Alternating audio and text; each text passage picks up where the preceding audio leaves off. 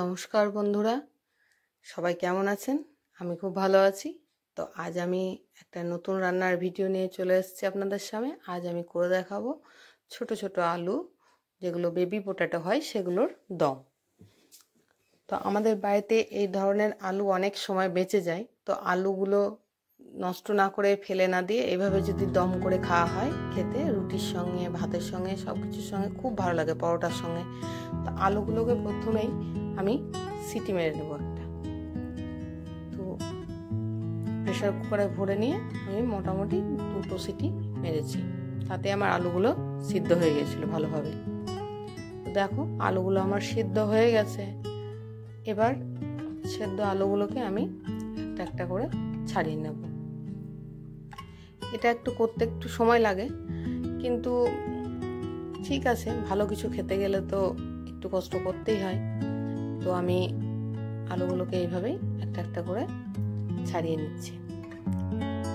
তো তোমরাও বাড়িতে করে দেখবে, খুব ভালো হয়, খেতে খুব সুন্দর হয়।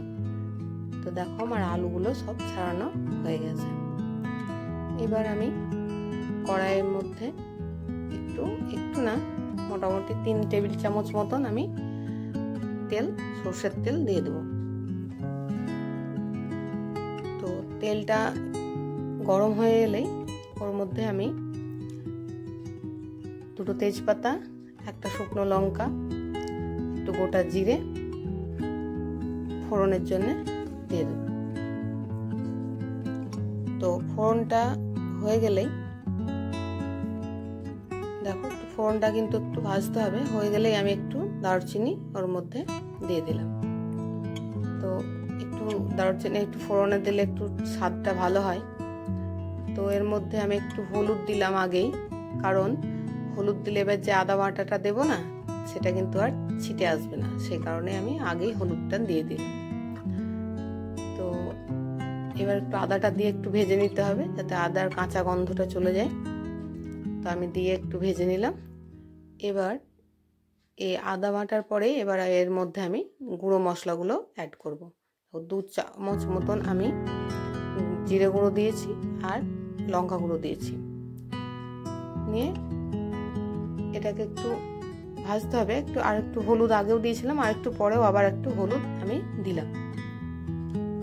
তো মশলাগুলো দিয়ে বেশিক্ষণ কষবো না, কারণ গুঁড়ো মশলা একটু জল দিয়ে দিলাম তার জন্যই আগে, তো নাহলে পুড়ে যেতে পারে। তো মশলাটা এবার একটু ভালো করে কষতে হবে, যাতে কাঁচা গন্ধটা চলে যায়।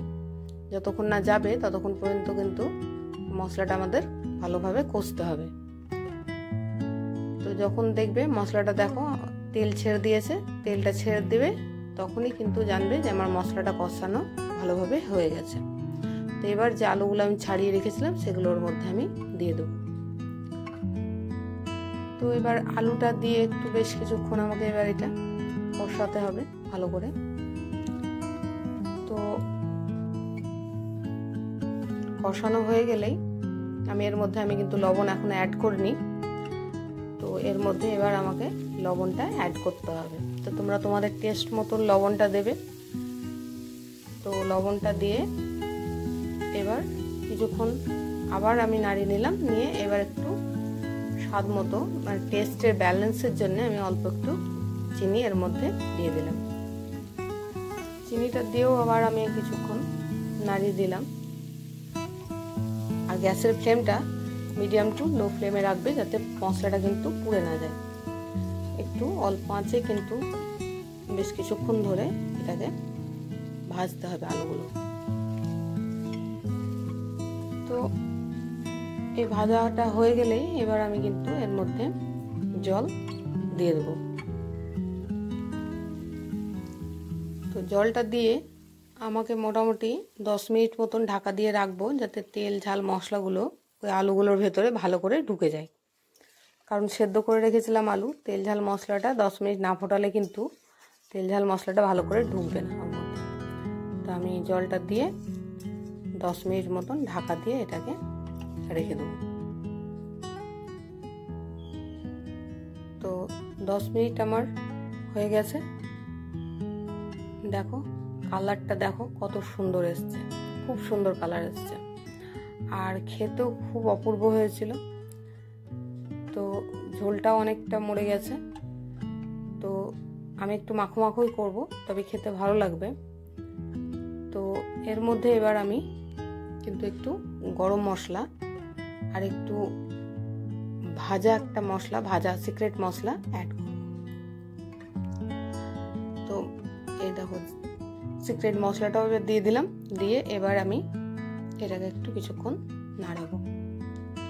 তো কিছুক্ষণ নাড়িয়ে নিয়েই এর মধ্যে নামাবার আগে কিন্তু আমি এবার একটু ঘি দিয়ে দেবো, কারণ নিরামিষ আলুর দমে একটু ঘি না হলে কিন্তু ভালো লাগে না।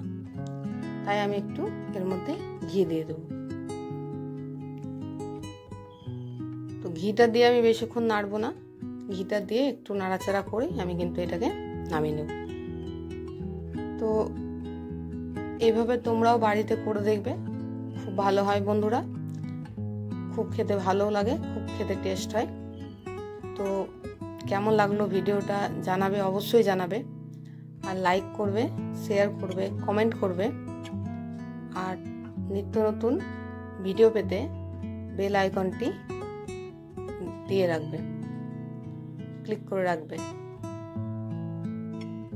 তো দেখো আলুর দমের কালারটা কত সুন্দর এসেছে, আলুর দমটা কত সুন্দর হয়েছে।